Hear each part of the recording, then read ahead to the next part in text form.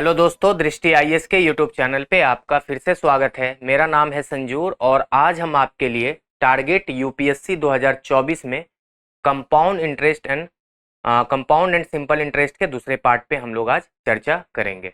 जैसा कि आपको पता है कि हम लोग सीआई एंड एसआई मतलब कंपाउंड एंड सिंपल इंटरेस्ट के पहले पार्ट पे चर्चा कर चुके हैं। उसमें से हम लोगों ने कुछ बेसिक्स क्वेश्चंस या कह सकते हैं कुछ बेसिक्स कॉन्सेप्ट या फॉर्मूला पे हम लोगों ने डिस्कशन किया था।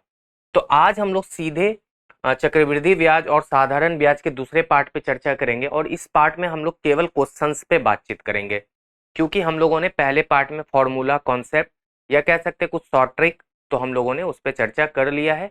और आज जो क्वेश्चन होगा वो होगा थोड़ा सा मॉडरेट लेवल कह सकते हैं। पहले पार्ट में हम लोगों ने बेसिक लेवल के क्वेश्चंस को किया था, ठीक है, कह सकते हैं आसान भी कह सकते हैं उसको, बहुत साधारण सा क्वेश्चन होता है वो बेसिक लेवल में। और हम लोग तीसरे पार्ट में एडवांस लेवल के क्वेश्चन को करेंगे जो कि एग्जाम के लिए बहुत ही महत्वपूर्ण हो सकता है। हालांकि ऐसा नहीं है कि बेसिक क्वेश्चन नहीं पूछा जाता एग्जाम में, कई बार यूपीएससी बहुत आसान सा क्वेश्चन पूछ लेता है, कई बार एडवांस लेवल से भी क्वेश्चन पूछ लेता है, कई बार मॉडरेट लेवल से भी क्वेश्चन पूछ लेता है। तो हमको हर तरीके के क्वेश्चंस को सॉल्व करने आना चाहिए और बेसिक के बिना तो पॉसिबल ही नहीं कि आप मॉडरेट या एडवांस लेवल के क्वेश्चंस को हल कर पाएंगे, क्योंकि जब तक आपको फॉर्मूला नहीं पता होगा या आपको कॉन्सेप्ट नहीं पता होगा तो आप कैसे सीआई एंड एसआई के क्वेश्चंस को हल करेंगे। देखिए, इसमें फॉर्मूला का बहुत रोल है, लेकिन मैंने आपको फॉर्मूला के बिना भी बनाना सिखाया है। आज भी हम लोग कोशिश करेंगे कि कुछ फॉर्मूला को भी यूज करें और कहीं ना कहीं शॉर्ट ट्रिक का भी ज़्यादा से ज़्यादा यूज करेंगे कि जो कि आप बहुत जल्दी बना लेंगे। आप ये भी जानते हैं कि ये जो चैप्टर है ये कहीं ना कहीं दैनिक जीवन में भी बहुत काम देता है। आप हमेशा किसी न किसी से पैसे उधार लेते रहते हैं या पैसे उधार देते भी होंगे। बैंक से भी हम लोग उधार लेते हैं, लोन जिसको कहते हैं। कई लोग बाइक ईएमआई पे लेते हैं, किस्त देते हैं। ये सब क्या है? ये सब इसी चैप्टर से बना है। ये सब इसी चैप्टर का मतलब कहीं ना कहीं कॉन्सेप्ट है और इसी चैप्टर से हम लोगों को समझ में आएगा कि हम लोगों को बैंक जो ब्याज पे पैसे दे रहा है या ब्याज पे हम लोग जो भी चीज़ खरीद रहे हैं या बेच रहे हैं तो उसमें मुझे बेनिफिट है, लॉस है, कितना इंटरेस्ट पे करना पड़ रहा है, कितना इंटरेस्ट अगले ने मुझे पे किया है, तो ये सब आप यहाँ से कैलकुलेट कर लेंगे। तो चलिए हम लोग सीधे क्वेश्चंस पे आते हैं और यहीं से आपको और कुछ नई बातें बताएंगे। कल मैंने आपको कहा था, कल मैंने एक क्वेश्चन आपको बताया होगा कि चक्रवृद्धि ब्याज और साधारण ब्याज के बीच 2 वर्षों में अंतर इतना है, तो मूलधन बता दें या दर बता दें, जो भी अपसेंट है उसमें वो निकालना था। मैंने कल आपको बताया था कि हम 3 साल के भी क्वेश्चंस को करेंगे कि चक्रवृद्धि ब्याज और साधारण ब्याज के बीच 3 वर्षों में इतना अंतर है, तो मूलधन बता दीजिए या दर बता दीजिए या समय बता दीजिए, जो भी उसमें मिसिंग रहेगा उसको हमको निकालना है। तो यहाँ पे देख लीजिए, पहला क्वेश्चन आज उसी से है। क्वेश्चन हम सबसे पहले पढ़ेंगे। एक निश्चित राशि पर 10% वार्षिक प्रति वर्ष की दर से 3 वर्ष में साधारण और चक्रवृद्धि ब्याज का अंतर ₹465 मतलब 465 है, तो राशि ज्ञात करें। राशि का मतलब यहाँ पे मूलधन है, मतलब मूलधन के बारे में ही कहा जा रहा है कि मूलधन आपको पता कर लेना है। और यहाँ पे ये भी दिया गया है कि साधारण और चक्रवृद्धि ब्याज के बीच का अंतर, ठीक है, कितना दिया हुआ है? 465। लेकिन कल हम लोगों ने किया था 2 वर्ष का, आज यहाँ पे है 3 वर्ष का। तो क्या 3 वर्ष का अलग फॉर्मूला होता है? तो बिल्कुल होता है। सबसे पहले आप फॉर्मूला नोट कर लें क्योंकि बहुत काम का फॉर्मूला है। CI minus SI for 3 years, इसका एक डायरेक्ट फॉर्मूला है। फॉर्मूला लगभग वही है, P इंटू R/100 पे पावर स्क्वायर। ये आपको पता है 2 साल का होता है, कल यही किया था ना मैंने। बस इसमें आपको 300 प्लस R/100 आपको गुना में ला देना है। बस यही एक नया चीज ऐड हो जाता है 3 साल में। बाकी पहला वाला जो टर्म है वो लगभग 2 साल के ही जैसा है और लगभग क्या वही है, ये है 2 साल तक का। इसमें अगर ये जोड़ देते हैं या जोड़ना मतलब गुना कर देते हैं तो वो 3 साल का बन जाता है। अब हमको कुछ भी नहीं करना है, यहाँ पे सीधे CI माइनस SI का वैल्यू दिया हुआ है 465, हम यहाँ पे 465 लिख लेंगे। प्रिंसिपल ही तो पता करना है, राशि P रहने दीजिए। R आपको पता है यहाँ 10% है, तो 10/100 लिख दीजिए। इसका स्क्वायर करिए इंटू 300 प्लस 10 अब बटे 100 कर दीजिए, ठीक है ना। सब कुछ मेरे पास है दिया हुआ, मैंने लिख दिया। P नहीं है तो छोड़ दिया क्योंकि वही निकालना है। तो अब यहाँ पे हो जाएगा 465। ये आपको पता है 0 0 कट गया, 1/10 को अगर हम स्क्वायर करेंगे तो P/100 हो जाएगा, कोई दिक्कत? और ये हो जाएगा 310/100। ये 0 0 कट जाएगा तो ये भी 31/10 हो जाएगा। तो अब P का मान डायरेक्ट अगर हम लिखें तो 465 गुना 100 गुना 10 अब बटे नीचे 31 हो जाएगा। ठीक है ना। अब देखिए 31 से अगर हम कटाएंगे ये तो कितने बार में कटेगा, 15 बार में कट जाएगा, है ना। 15 को अगर 1000 से गुना करेंगे तो कितना हो जाएगा, 15,000। तो बहुत ही साधारण सा क्वेश्चन था, बस आपको आना चाहिए करने के लिए। मतलब ये 15,000 रुपए जो क्या आया है, ये मूलधन आया है। मतलब ये क्या है, हिंदी में अगर हम बात करें तो मूलधन है या राशि। ठीक है ना, मूलधन हो या राशि हो ये सब एक ही चीज। ठीक है, तो मेरा सही जवाब है 15,000। बहुत ही साधारण सा क्वेश्चन था। अगर आप इसको डिटेल में बनाएंगे तो बहुत समय लगेगा, इस बात की गारंटी रखिए, क्योंकि यहाँ पे रेट भी नहीं है, बहुत ज्यादा कैलकुलेशन हो जाएगा, फ्रैक्शन हो जाएगा, डेसिमल हो जाएगा, आप परेशान हो जाएंगे और अल्टीमेटली आप एग्जाम में क्वेश्चन छोड़ देंगे फ्रस्ट्रेट होके। तो आप इस फॉर्मूला को याद रखिए, मैं यहाँ पे इंपॉर्टेंट लिख देता हूँ और याद रखिएगा, एकदम पूछेगा ऐसा क्वेश्चन। क्योंकि क्या होता है ना, एग्जामिनर को भी पता है कि नॉर्मल सा क्वेश्चन तो सारे लोग बना लेते हैं, ये क्वेश्चन बनाने के लिए आपको फॉर्मूला याद रखना ही पड़ेगा एनी हो, अदरवाइज आप बहुत डिटेल में बनाएंगे तो क्वेश्चन छूटेगा। चलिए अगले क्वेश्चन पे आते हैं।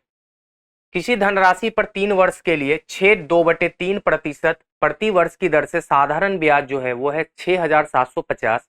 उसी धनराशि पर समान अवधि के लिए समान दर पर वार्षिक रूप से संयोजित चक्रवृद्धि ब्याज क्या होगा। हालांकि कल ऐसा क्वेश्चन मैंने किया था, लेकिन इसको दोबारा करेंगे क्योंकि यहाँ पे फ्रैक्शन वगैरह में आपका रेशियो सॉरी दर दिया हुआ है, तो आपको थोड़ा सा इसको हल करने आना चाहिए। क्वेश्चन में बहुत ज्यादा दम नहीं है, बट यहाँ पे जो दिया है हम उसको सबसे पहले नोट कर लेंगे।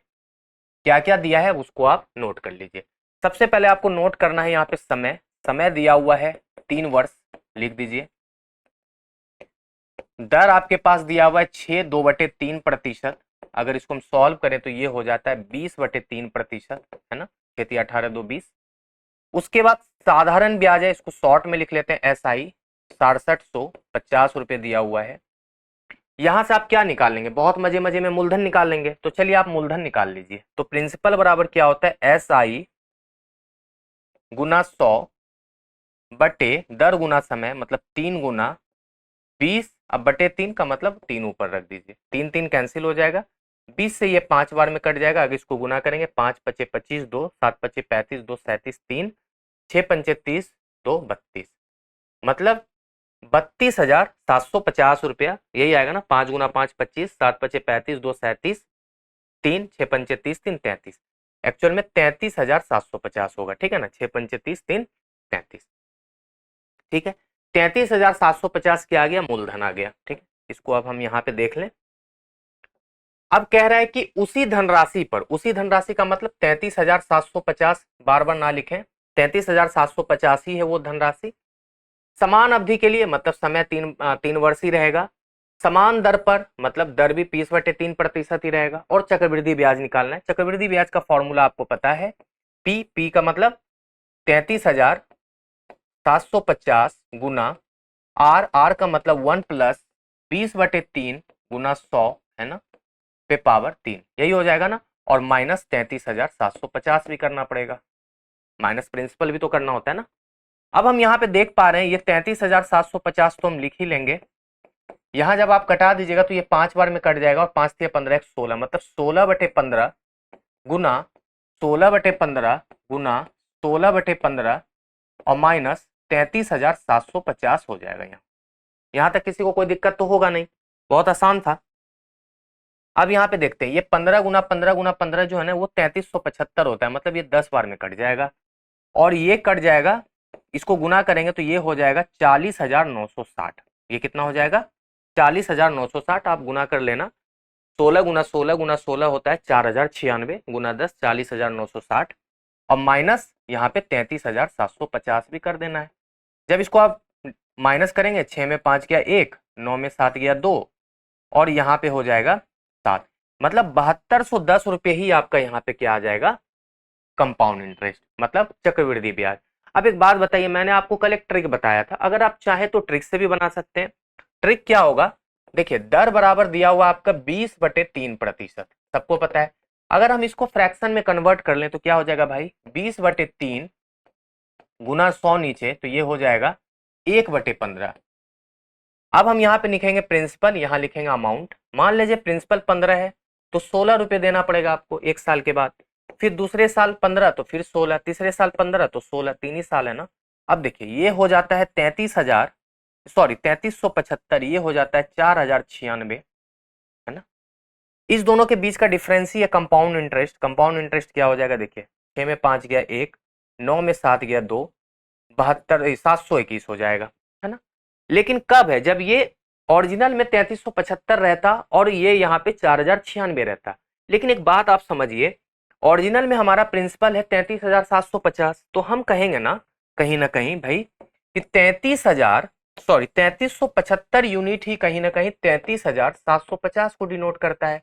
तो एक यूनिट का मान यहाँ पे 10 हो जाएगा। सीआई है 721 यूनिट, तो 721 यूनिट का मान कितना हो जाएगा, 10 गुना 721, देखिए आ गया ना 7210। तो ये मेथड से आप थोड़ा सा जल्दी बना लेंगे, इसी को कहते हैं शॉर्ट ट्रिक। इसमें केवल दर का ही काम है, बाकी आप बहुत मजे मजे में बना लेंगे। बस आपका यहाँ पे थोड़ा सा कैलकुलेशन अच्छा होना चाहिए, कैलकुलेशन पे आपको ध्यान रखना पड़ेगा, कैलकुलेशन फास्ट करिएगा। कंपाउंड इंटरेस्ट में कैलकुलेशन का बहुत ज्यादा रोल है, क्योंकि लंबा लंबा कैलकुलेशन आता है। अगर ना भी याद रहे, देखिए 16 गुना 16 गुना 16 हो सकता है बहुत लोगों को याद नहीं होगा, लेकिन 16 गुना 16 256 तो याद रख सकते हैं। फिर गुना 16 कर लेंगे, 16 16 96, 9 16 पंचे 80, 9 89, 16 दूना 32, 8 40, देखिए कर लिया 1 सेकंड में। 15 गुना 15 225 गुना 15 करने में कितना समय लग गया, 15 पचे 75, 7 15 दूना 30, 7 37 3, 15 दूना 30 3 33, आ गया 3375। तो ये सब थोड़ा सा आप जल्दी करिएगा, इससे क्या होगा, आपको टेबल अच्छे से याद रखना पड़ेगा। चलिए मेरा आंसर आ गया 7210, यहाँ पे मैंने आपको ऑप्शन टिक कर दिया है। चलिए अगले क्वेश्चन को। मदन ने 5% वार्षिक चक्रवृद्धि ब्याज पर 64,000 की राशि उधार ली। वह एक वर्ष के अंत में एक निश्चित राशि और दूसरे वर्ष के अंत में 35,700 की शेष राशि चुकाता है, तो पहले वर्ष में वह कितनी राशि चुका देता है। देखिए बहुत बच्चे को क्वेश्चन समझ नहीं आया होगा, लेकिन आप विश्वास रखिए बहुत ही मजेदार क्वेश्चन है और ऐसा क्वेश्चन एकदम आएगा, ठीक है ना। आपको इसके लिए तैयार रखना है, हमेशा एक नया क्वेश्चन आपको मैं बताता हूं, ये बात आप जानते ही हैं, मेरा हर क्वेश्चन बिल्कुल अपने में अलग होता है। क्वेश्चन समझिए, सबसे पहले एक लड़का है मदन, कहानी बताएंगे, आपको पता है मेरा आदत है कि मैं पहले कहानी बताता हूं। एक लड़का है मदन, उसने 64,000 रुपए की राशि उधार ले ली 5% वार्षिक चक्रवृद्धि ब्याज दर पर। भाई जब 1 साल हो गया तो उसने कुछ राशि चुका दिया। कुछ राशि चुकाने का मतलब है कि पूरा अगर चुका देता तो उसका उधार ही खत्म हो जाता। उसने कुछ राशि चुका दिया, उसके बाद जो बैलेंस अमाउंट बचा ना, उस पर फिर से ब्याज लगा 5% अगले वर्ष के लिए। तो उसने फिर अगले वर्ष 35,700 रुपए देके अपना पूरा उधार चुका दिया। अब उसका कोई भी उधार नहीं बचा है।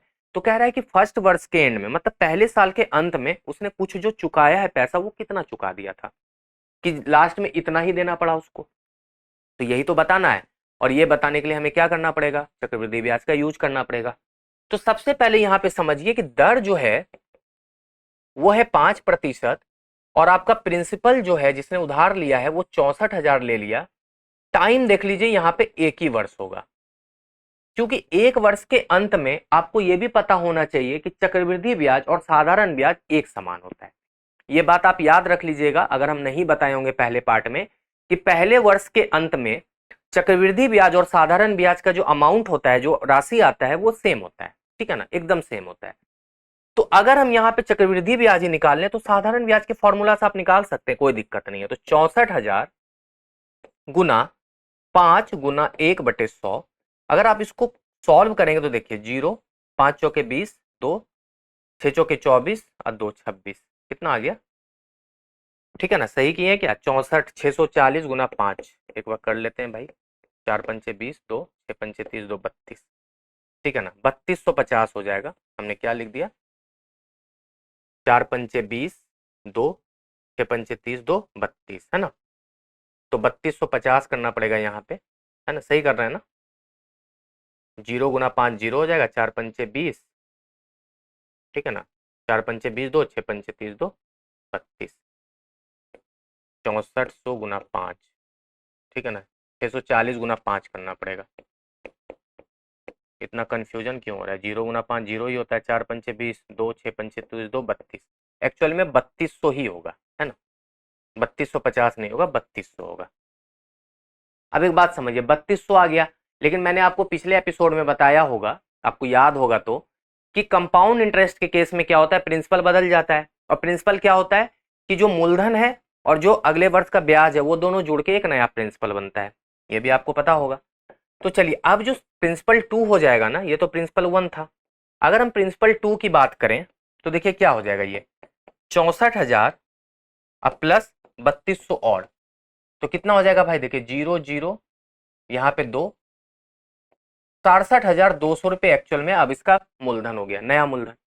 यही तो दिक्कत है चक्रवृद्धि ब्याज में, मूलधन बदलता रहता है हर साल। अब देखिए एक बात समझिए आप, 67,200 रुपया उसको देना था, लेकिन बंदे ने कुछ दे दिया, अब कितना दिया यही तो नहीं पता, वही तो पूछा जा रहा है। लेकिन ये जरूर पता लगा है कि लास्ट में जो है ना, दूसरे वर्ष के अंत में वो 35,700 रुपये देके अपना उधार चुकता कर दिया है। मतलब दूसरे वर्ष के एंड में जो है ना, उसका मिश्रधन कितना था, 35,700, यही तो दिया है। जो दिया जाता है उसको मिश्रधन कहते हैं ना, अमाउंट। अब एक बात बताइए, दूसरे वर्ष के एंड में दिया है तो प्रिंसिपल कुछ तो रहा होगा इसका, मान लेते हैं उसका प्रिंसिपल कुछ तो रहा होगा, यही तो पता करना है, इसका प्रिंसिपल कुछ तो रहा होगा। तो प्रिंसिपल का देखिए यहाँ पे क्या होता है, अमाउंट बराबर फॉर्मूला क्या होता है, P into 1 plus R upon 100 पे पावर T। तो दूसरे वर्ष के एंड में जो 35,700 दिया, उसके लिए प्रिंसिपल P रहा होगा 1 प्लस 5/100 पे पावर 1, क्योंकि एक ही साल लगा वहां से। ठीक है भाई, अब एक बात समझिए, ये कट गया तो यहाँ पे क्या हो जाएगा, 21, ठीक है ना, यहाँ पे क्या हो जाएगा, P का मान कितना हो जाएगा, देखिए 35,700, ठीक है ना, 35,700 ही है ना, हाँ, 35,700 गुना 20 और बटे यहाँ पे 21 हो जाएगा, ठीक है ना, 35,700 ज्यादा लिखा गया, 35,700 गुना 20/21। जब आप इसको सॉल्व करेंगे तो ये क्या है, एक मूलधन देगा, एक मूलधन देगा ना। अब इसको हम सॉल्व करते हैं, देखिए 357 को 21 से भाग कर लीजिए, जीरो तो कट ही जाएगा, 21 गुना 21, 5 में गया 4, 3 में 2 गया 1, और 21 गुना 7 17, तो ये 1700 बार में कटेगा, और 1700 गुना 2 20, कितना हो जाएगा, 34,000। कितना हो जाएगा भाई, एक्चुअल में 34,000 रुपये पे ही उसको, मतलब क्या लगा था, ब्याज लगा था। मतलब एक्चुअल में मूलधन 34,000 था, लेकिन एक्चुअल में मूलधन होना चाहिए 67,200। क्यों 34,000 हुआ, क्योंकि उसने 67,200 में कुछ पैसा दे दिया। तो कितना पैसा दे दिया उसने, जो पैसा लौटाया है, पैसा लौटाया कितना हुआ, तो 67,200 में 34,000 लौटा दिया उसने, है ना, 34,000। तो कितना हो जाएगा, देखिए 0 0 2, 7 में 4 गया 3 3, एक्चुअल में वो 33,200 लौटा दिया था, तभी वो 34,000 उसके पास प्रिंसिपल बचा था। अब समझे बात, अब यहां से कनेक्ट करवाते हैं आपको। 67,200 तक तो आप समझ गए थे, है ना। 67,200 में उसने 33,200 लौटा दिया, तभी तो 34,000 मूलधन बचा, और 34,000 मूलधन से उसके बाद उसका ब्याज लग के ये 35,700 हो गया लास्ट में, जो उसको देना पड़ा। मतलब व्यक्ति 33,200 रुपये लौटा दिया था, 33,200 रुपये व्यक्ति ने लौटा दिया था। बढ़िया क्वेश्चन था ना। अब चलिए, 15,000 की राशि पर 2 वर्ष में अर्जित चक्रवृद्धि ब्याज 2496 है, तो वार्षिक ब्याज दर ज्ञात कीजिए। अब देखिए बढ़िया क्वेश्चन है, अभी तक हम लोग कंपाउंड इंटरेस्ट निकालते थे, अब ब्याज ही मिसिंग है। ये तो समस्या है, लेकिन घबराना नहीं है, क्यों, क्योंकि हम आपको बता रहे हैं। यहाँ पे देखिए प्रिंसिपल है 15,000, अच्छी बात है। समय, समय कितना है, 2 वर्ष, ठीक है। दर नहीं पता, इसको रेट मान लीजिए, R% R मान लीजिए। और देखिए यहाँ पे कंपाउंड इंटरेस्ट दिया हुआ है 2496 रुपये, ये भी ठीक है। तो हम अमाउंट निकाल सकते हैं, क्या अमाउंट क्या होता है, P प्लस CI। जब इसको जोड़ देंगे तो देखिए 15,000 में अगर 2496 जोड़ दें तो कितना हो जाएगा भाई, 15 2 17, है ना, 17,496। ये क्या हो जाएगा, कंपाउंड इंटरेस्ट, सॉरी अमाउंट, मिश्र धन। क्यों निकाला अब आपको बताते हैं। इसलिए क्योंकि हमको पता है अमाउंट बराबर होता है P into 1 plus R upon 100 पे पावर T, ठीक है। मेरे पास अमाउंट दिया है 17,496, प्रिंसिपल दिया है 15,000, और 1 प्लस R नहीं पता है, लेकिन T हमें पता है, ठीक। इससे क्या बेनिफिट होगा, बेनिफिट ये होगा कि 17,496 बटे 15,000 कर लीजिए, और यहां पे लिख दीजिए 1 प्लस R अपॉन 100 पे पावर स्क्वायर। जब आप इसको कटाएंगे तो ये हो जाता है 729/625, कट जाएगा, ये कटा लीजिएगा, धीरे धीरे करके कटाइएगा आप, एक बार में नहीं। इससे बेनिफिट भी ये हुआ कि ये 27/25 का होल स्क्वायर हो गया, और यहां पे हो गया 1 + r/100 का होल स्क्वायर। ठीक है, इससे और क्या बेनिफिट हुआ कि स्क्वायर स्क्वायर यहां आप काट सकते हैं। तो बचा यहाँ पे क्या, हम यहाँ पे लिख देते हैं 1 + r/100 बराबर 27/25 हो जाएगा। अगर r/100 लिख दें तो 1 उधर हो जाएगा, तो 27/25 में अगर हम 1 घटा देंगे तो ये हो जाएगा 2/25 हो जाएगा ना भाई। अब देख लीजिए 25 गुना 4 बार में ये कट गया, तो r का मान कितना हो जाएगा, 4 गुना 2 8%। तो r का मान यहाँ पे 8% आ गया, और यही तो पूछा जा रहा था। तो रेट क्या है, 8%। बढ़िया क्वेश्चन था ना। तो आप चाहे तो ऑप्शन से भी बना सकते थे कि भाई एक बार आप पहली बार जो ऑप्शन था 10% उससे लेके चलते, नहीं बनता, 8% से लेके चलते तो बन जाता। ठीक है, एक चीज आपको और हम बता दें, जब आप अगली बार थोड़ा सा और स्मार्ट बनना है आपको तो बन जाइएगा। कैसे, मान लेते हैं कि R 10% दिया है, ठीक है, लेकिन आपको हम एक बात बता दें कि अगर मान लेते हैं कि साधारण ब्याज हो तो रेट भी क्या होगा, बदलेगा नहीं, रेट भी नहीं बदलता। लेकिन चक्रवृद्धि ब्याज के केस में क्या होता है ना, रेट बदल जाता है। अगर 2 वर्ष में रेट की बात करें, चक्रवृद्धि ब्याज में 2 वर्ष के रेट की बात करें, तो सीधे ये क्या हो जाएगा, देखिए 10 + 10 × 10 × 10/100। तो एक्चुअल में ये है ना, सीधे आप 21% निकाल सकते थे। सीधे क्या निकाल सकते थे, 21%। मतलब अब अगली बार जब भी ऐसा हो, ये वाला फॉर्मूला आपको परसेंटेज में बताया था ना मैंने, x + y + x × y/100। ये क्या है ना, कंबाइंड आपका रेट आ जाएगा, ये CI में सिर्फ है ना, फॉर 2 ईयर्स। तो ये 21%, तो 15,000 का अगर हम 21% निकालते, सपोज कर लेते 15,000 का 21% निकालते, तो ये कभी भी इसके बराबर नहीं आता, 2496 के ब्याज नहीं आता, 2496 करके देख लीजिए। देखिए 5 गुना मतलब लास्ट में यूनिट प्लेस पे 5 आ रहा है। लेकिन अगर हम 8 लेते तो देखिए 8 + 8 + 8 गुना 8/100, तो ये कितना हो जाएगा, देखिए 16.64, 16.64। अगर हम 15,000 का 16.64% निकाल लें तो मोस्ट प्रोबेबली आ जाएगा मेरा उत्तर। 0 0 कट गया, 1 0 0 यहाँ कट जाएगा। ठीक है, 5 तिया 15, 5 दूना 10, देखिए 2 8 16, 2 तिया 6 32, 2 तिया 6, 3 तिया 9, 8 तिया 24, देख लीजिए 2496 आ गया ना भाई, 2496। तो बताइए इतना कैलकुलेशन करने की जरूरत है? हम बोले ना मुझे सब कुछ आपको बताना है, बट आप सीखने के लिए तैयार तो रहो। तो इससे क्या हुआ कि आप ना दर से काम कर लिए और ये ऑप्शन से कर लिए।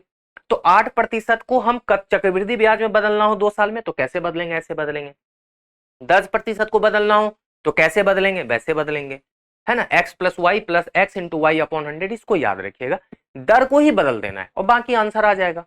जैसे मान लीजिए ये वाला जो क्वेश्चन मैंने आपको बताया था, कहां गया ये वाला, इसमें आपको चक्रवृद्धि ब्याज निकालना था ना भाई। तो 6/2/3%, ये तो चलिए फ्रैक्शन है तो थोड़ा गड़बड़ हो जाएगा। 20/3 को अगर हम निकालते तो 20/3 + 20/3 + 20/3 गुना 20/3/100, अगर आप ये कर लेते तो सीधे आपको क्या है, धनराशि जो दिया है, मतलब ये साधारण ब्याज आपका आराम से इसके ऊपर 1 यूनिट मान के बना सकते थे। लेकिन ये थोड़ा सा कैलकुलेटिव हो जाता है क्योंकि फ्रैक्शन है।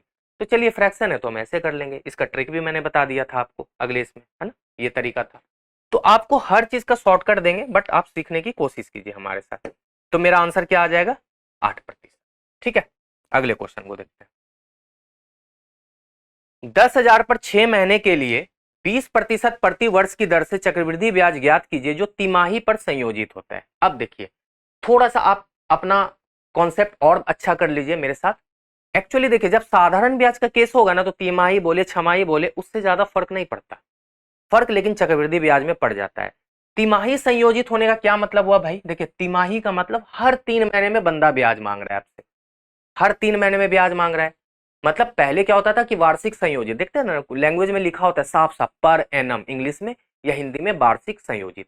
अगर मान लीजिए तिमाही लिख दिया तो साल में 4 बार, छमाही लिख दिया तो साल में 2 बार ब्याज लग रहा है, क्योंकि छमाही का मतलब 6 महीने में 1 बार, तिमाही का मतलब 3 महीने में 1 बार, और साल में कितना 3 माह आएगा, 4 बार। तो एक्चुअली 4 बार ब्याज ले रहा है वो आपसे साल में। तो कह रहा है कि 20% वार्षिक दर से चक्रवृद्धि ब्याज ज्ञात कीजिए 6 महीने में। देखिए यहाँ 6 महीने में कितनी बार ब्याज लेगा वो, 2 बार। तो आप समझिए यहाँ पे मूलधन है आपका 10,000, टाइम है आपका 6 माह, लेकिन आपसे ये तिमाही ब्याज ले रहा है। तिमाही ब्याज लेने का मतलब है कि साल में 2 बार आपसे ब्याज ले रहा है। तो एक्चुअल में ना टाइम यहाँ पे 2 हो जाएगा, वर्ष मत लिखिएगा, बस आप टी को 2 लिख दीजिए। समझ गए ना, 6 माह का मतलब 2 टाइम्स 2 टी है ना, मतलब टी का मान 2, मतलब 2 बार ब्याज लेना। और जो रेट आपका होता है ना वो 20% क्या है, वार्षिक है। देखिए लिखा हुआ है ना 20% प्रति वर्ष। भाई 20% प्रति वर्ष ले रहा है, तो जाहिर सी बात है हर 3 महीने में कितना ले रहा होगा, तो 4 से भाग करना पड़ेगा, नहीं करना पड़ेगा, प्रति वर्ष 20, तो 3 महीने में कितना, तो 20/4, मतलब एक्चुअल में 5% तिमाही ले रहा है। एक्चुअल में दर ना आपको 5% ट्रीट करना पड़ेगा। फिर क्या पूछा जा रहा है, अच्छा आपसे सीआई पूछा जा रहा है तो निकल नहीं जाएगा। देखिए अब हम इसको ट्रिक से बना लेंगे थोड़ा सा।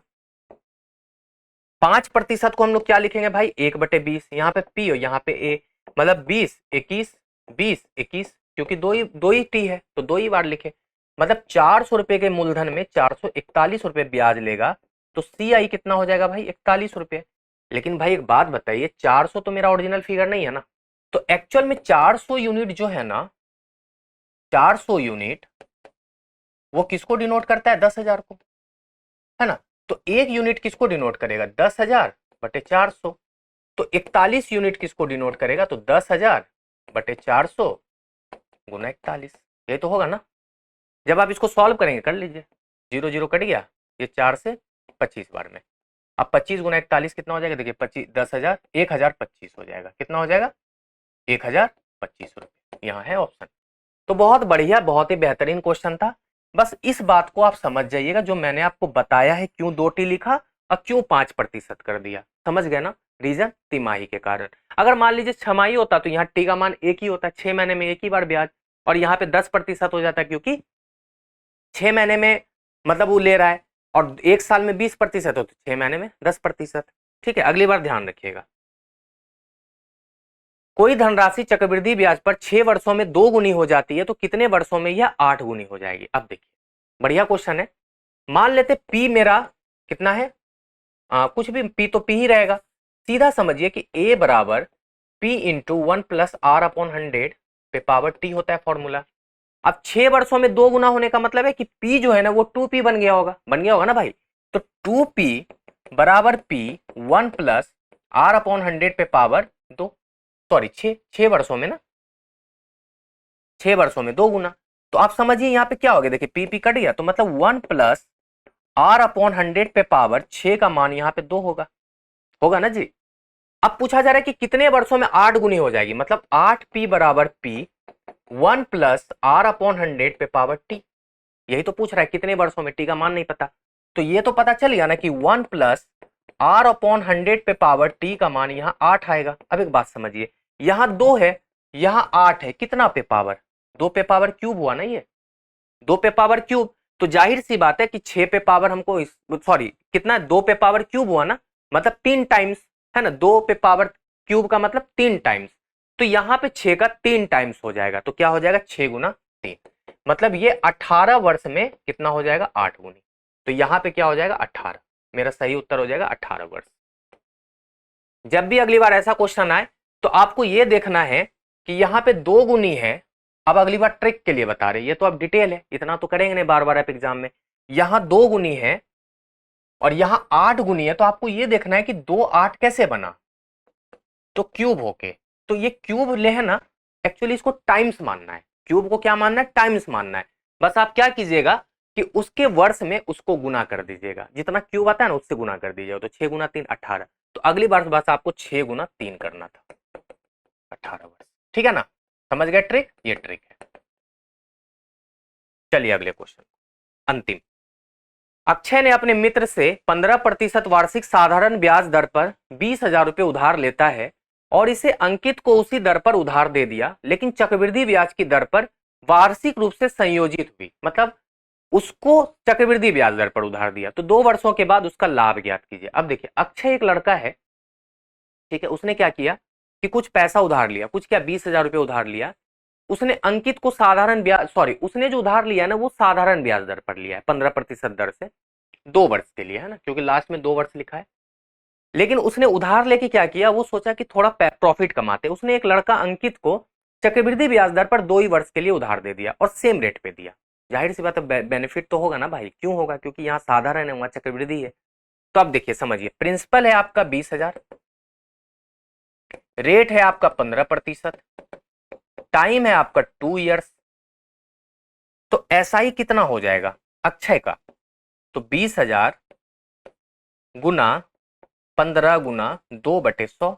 जब आप इसको सॉल्व करेंगे तो देखिए 15 गुना 30 मतलब ये हो जाएगा 15 गुना 2 और गुना 20,000, है ना, कटेगा। देखिए 15 गुना 30 गुना 30 60,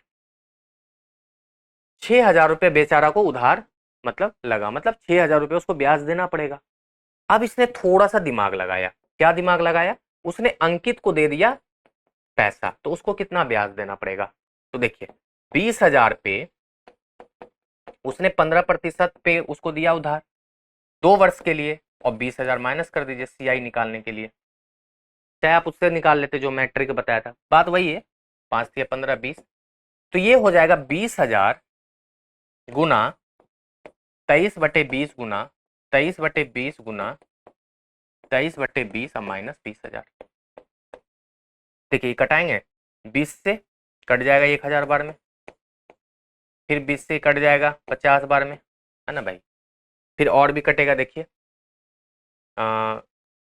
कितना बार में कट जाएगा, ये 20 से कटेगा 2.5 बार में, 0 0 कट गया, 2 से 2.5 बार में। कुछ गड़बड़ तो नहीं है, वह चेक कर लीजिए। 20,000 है ना, 15%, 5 3 15, 5 से 20, 20 3 23/20 गुना 23/20 गुना 23/20, 20 से 1,000 बार में, 20 से 50 बार में, और 23 गुना 23 गुना 23 गुना 2.5। ठीक है, जब आप इसको सॉल्व करेंगे तो कितना आ जाएगा, एक बार इसको सॉल्व कर लीजिएगा तो ये आ जाएगा 6450। ठीक है, आप इसको ऑपरेट कर लीजिएगा, ये 6450 आएगा। ठीक है, ये कैलकुलेशन आपके ऊपर छोड़ा है मैंने। ठीक है, तो इसको देना पड़ा 6450, अगला देगा 6,000 रुपये, कितना प्रॉफिट कमा लिया वो, तो 6450 में 6,000 को माइनस कर दिया, मतलब अक्षय एक्चुअल में 450 रुपये का लाभ कमाएगा इस ऑपरेशन के बाद। तो मेरा सही जवाब है 450। आप इसको एक बार जरूर गुना कर लीजिएगा, ठीक है ना, आप चाहे तो उससे भी बना सकते हैं, इसको 3/20 कहते हैं ना, तो 20 23 20 23 और 20 23, ठीक है ना, तो ये कितना हो जाएगा, 2 दूना 4 दूना 8,000, और ये 23 गुना 23 529 गुना 23 जो आएगा वो लिखेंगे, इसके बीच का जो डिफरेंस है वो सीआई हो जाएगा। फिर यूनिट से आप 8,000 गुण बराबर है 20,000 के, तो एक यूनिट का मान कितना, इसका मान कितना, फिर आप माइनस कर लीजिएगा, तो 450 ही आपका उत्तर आएगा, आप चेक कर लीजिएगा। तो आज हम लोगों ने एसआई और सीआई के दूसरे पार्ट को समाप्त कर लिया है, और हम जल्द ही इसके तीसरे पार्ट को भी लेकर आएंगे। तब तक आप हमारे साथ जुड़े रहें और वीडियो को पूरा अंतिम तक देखें, बार बार देखें, ना समझ आए तो पॉज कर लें, उसको समझने की कोशिश करें, फिर से देखें, और लोगों तक भी पहुंचाएं, शेयर करें ज़्यादा से ज़्यादा हमारे वीडियो को, और टेलीग्राम चैनल से जरूर जुड़ें, डिस्क्रिप्शन में आपको लिंक मिल जाएगा। चैनल को सब्सक्राइब कर लीजिएगा, वीडियो पे लाइक और कमेंट करके जरूर बताएं आज का एपिसोड कैसा लगा। हम जल्द ही आपसे तीसरे एपिसोड में मिलेंगे और आपको उसमें हाई लेवल के क्वेश्चंस को कराएंगे, जिससे कि आपको और बेहतर समझ में आए।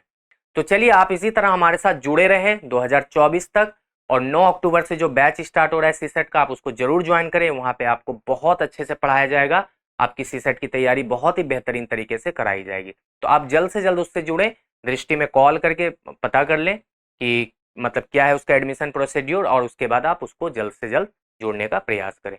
तो चलिए आप हमारे साथ जुड़े रहें 2024 तक, हम आपके साथ इसी तरह बने रहेंगे लगातार, और आपकी तैयारी को और बेहतरीन करा देंगे। तो चलिए मिलते हैं अगले वीडियो में, आज के लिए शुक्रिया।